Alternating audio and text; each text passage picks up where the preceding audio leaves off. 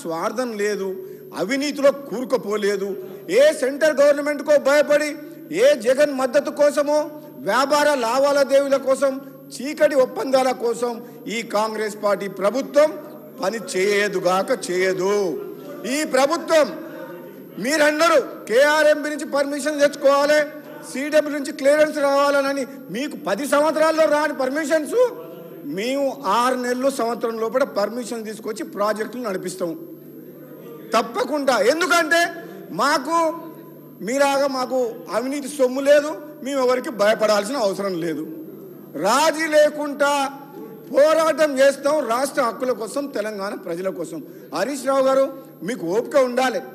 ఎలాగూ మా ముఖ్యమంత్రి గారు ఏం చెప్పిండ్రు, తప్పులు చేసిన ముఖ్యమంత్రి ఏమో ఫామ్ హౌస్లో పడుకుండు, వీళ్ళేమో ఇక్కడికి వచ్చిండ్రు, ఆయననేమో సమాధానం చెప్పడు.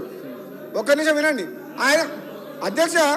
ఆయన పార్టీ మీటింగ్లకు, పార్టీ ఆఫీస్కు పోరుబాటు చేసేందుకు పోతే కాలు నొప్పి లేదు, కానీ ప్రజా సమస్యల మీద మాట్లాడుతందుకు అసెంబ్లీలో ఇంత ఇంపార్టెంట్ చర్చ ఉన్నప్పుడు మాత్రం మీ ముఖ్యమంత్రి గారు రారు సభకు. అంటే మీ కారుకు డ్రైవర్ లేడా? డ్రైవర్ లేని కారా ఇది? ఈ రిపేర్కి పోయిన కారు కాదు, గ్యారేజ్ పోయిన కారుకు డ్రైవర్ కూడా లేడు, ఒక లీడర్ లేడు మీ పార్టీకి. అర్థమవుతుంది మాకు. మేము ఎవరితోటి మాట్లాడాలి? అసలు ఆ నిర్ణయాలు తీసుకుంది ఎవరు?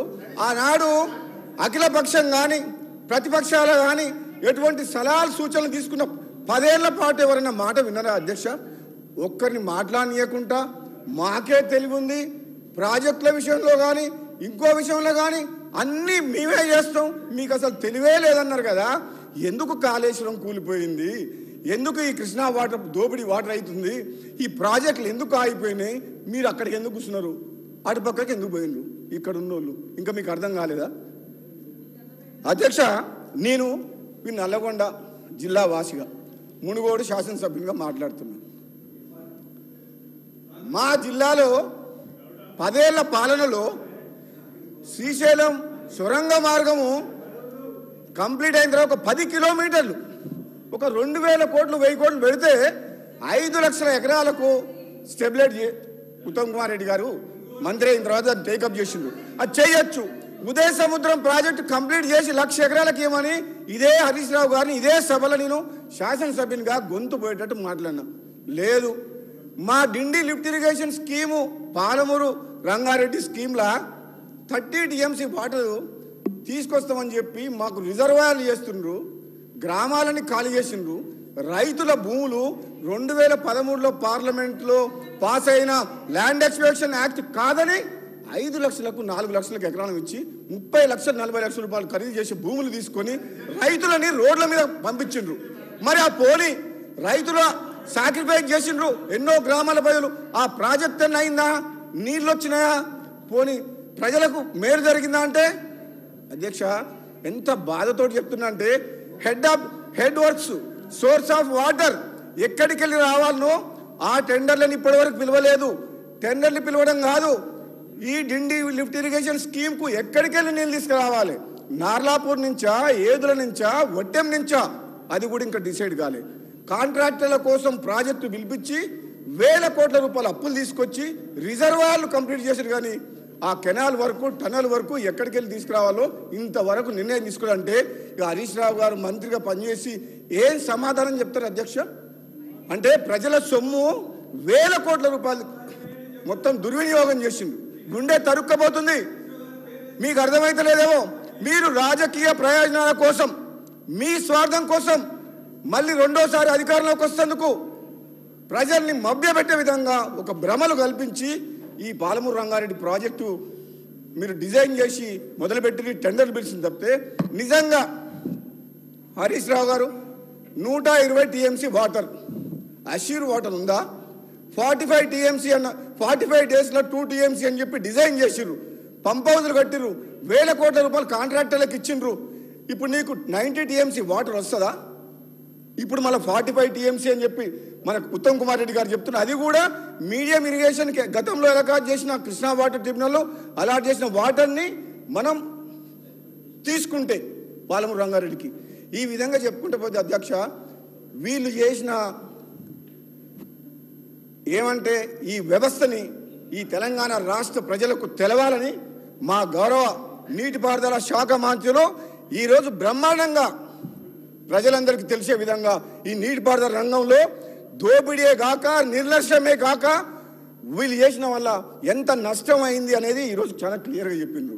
నేను ఒక జిల్లా వాసిగా చెప్తున్నా అధ్యక్ష, రేపు పోరుబాట అని పెట్టిండ్రు నల్లగొండ జిల్లాలో గత ఎన్నికల్లో క్లియర్ తీర్పిచ్చిన ప్రజలు. ఈ నల్లగొండ జిల్లా ప్రజలకు ఈ ప్రభుత్వం తెలంగాణ వచ్చిన తర్వాత రైతాంగం కష్టాలు పోతాయని ఫ్లోరైడ్ ఎఫెక్టెడ్ ఏరియా మా జిల్లా. అటువంటి వాళ్ళందరూ ఎన్నో ఆశలతో ఉంటే 10 ఏళ్ల పాటు నేను కుర్చేసుకొని కూర్చొని పనిచేస్తా ఈ సొరంగ మార్గం దగ్గర, ఈ శివనగూడెం రిజర్వాయర్ దగ్గర అని ఆనాడు ముఖ్యమంత్రి హోదాలో వచ్చి ఈడ ప్రారంభోత్సవం చేసిన మనిషి మళ్ళా మచ్చుకు కూడా కడవలే రాలే. అదే కూలిపోయిన కాళేశ్వరం ప్రాజెక్టు మీద 1,00,000 కోట్లు పెట్టి ఈ ప్రజాధనం దుర్వినియోగం చేసి ఈరోజు రాష్ట్రాన్ని అప్లపాలు చేసిన ఘనత వీళ్ళది. మరి ఇటువంటి వాళ్ళు ఈరోజు మా ప్రభుత్వం వచ్చిన తర్వాత వీళ్ళు చేసిన తప్పులు సరిదిద్దే కార్యక్రమంలో ఈరోజు మన బట్టి విక్రమార్క గారు చెప్పిండ్రు, మీరు చేసిన తప్పుల్ని మేము మోస్తున్నాం, ఈ తెలంగాణ ప్రజలకు సమాధానం చెప్పాలి. మేము ఇప్పుడు ఈ ఆగమైన రాష్ట్రాన్ని గాడిలో పెట్టాల్సిన బాధ్యత మా మీద ఉంది. ఇంకా మీరు సభకు అడ్డం తగులుతుంటే, మేము చేసే నిర్ణయాలకు సహకరించకుండా మాటికి మాట్లాడుతుంటే మాకేమనిపిస్తుంది అధ్యక్ష? మా మాటలు మేము ఏదైతే మాట్లాడుతున్నామో అవన్నీ ఒకళ్ళకు తూటాల్లాగా తగులుతున్నాయి. మీకు తట్టుకునే శక్తి ఇవ్వాలని చెప్పి భగవంతుని కోరుకుంటున్నా. రాజేశ్వర రెడ్డి గారు, నీకు తెలియదు ఎంత దోపిడీ జరిగిందో. నీకు ఈ రాష్ట్రంలో 1,00,000 కోట్ల రూపాయల దోపిడీ ప్రాజెక్టుల పేరు మీద జరిగింది.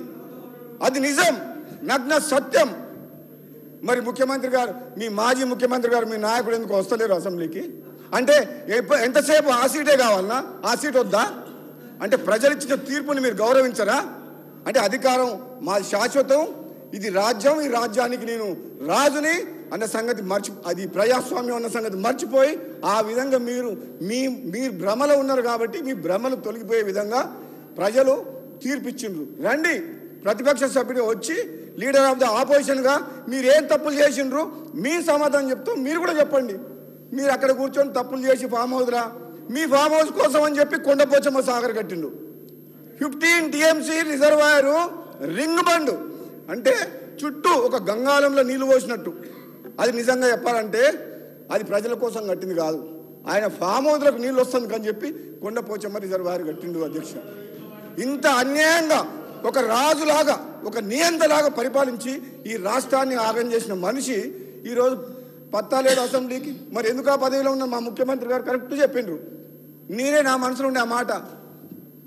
మరి ప్రజా సమస్యల గురించి అసెంబ్లీకి మాట్లాడుతందుకు రానప్పుడు ఆ పదవిలో ఎందుకు ఉండాలి?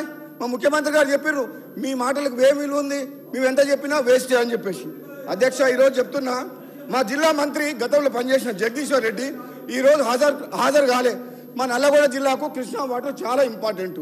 ఇంత పెద్ద చర్చ నడుస్తుంది, ఎందుకు రాలేదంటే అక్కడ కేసీఆర్ గారు సభ పెట్టినట్ట పోరు సభ, గ్రామాల్లో జన సమీకరణ కోసం డబ్బులు ఇచ్చి బతిమలాడితే జనం రాము అంటున్నారంట. మీకు సమాధానం చెప్పినాం కదా ఓటు రూపంలో. మళ్ళీ పోరుబాట మీరెందుకు?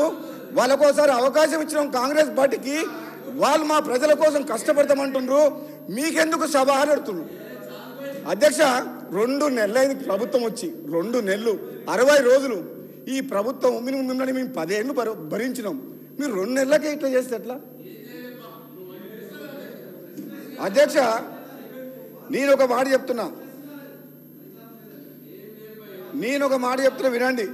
మా ప్రాంతం వెనుకబడి ఉంది అధ్యక్ష.